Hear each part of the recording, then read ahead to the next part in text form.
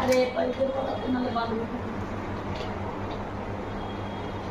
7টা বাজারে আমি তোমাকে মাথা করে